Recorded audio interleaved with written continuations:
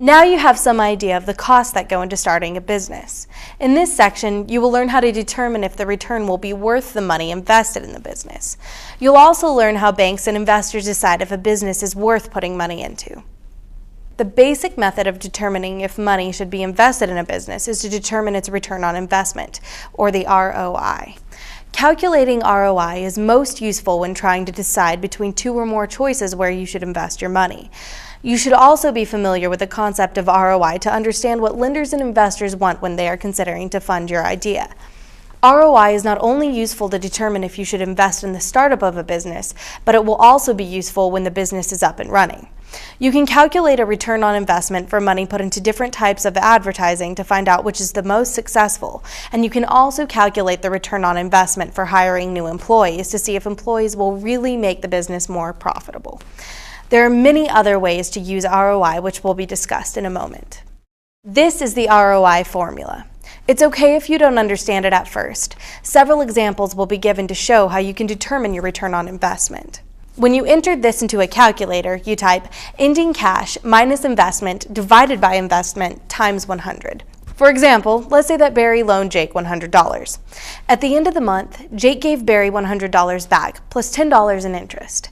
The ending cash is $110. The investment is $100. So the formula looks like this. In a calculator, Barry would enter 110 minus 100 divided by 100 times 100. This gives Barry a return of 10% for that month. The ROI becomes very useful when comparing different options for investing money. For example, if Barry had put that $100 in a savings account at 2% per annum interest instead of loaning it to Jake, at the end of the month, Barry would have had $100.17. The formula would have looked like this. In a calculator, Barry would enter 100.17 minus 100 divided by 100 times 100. If Barry had put the money in that savings account, he would have made a return of 0.17% during that month.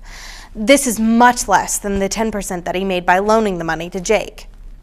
When comparing different ROIs, it's important that the amount of time be the same.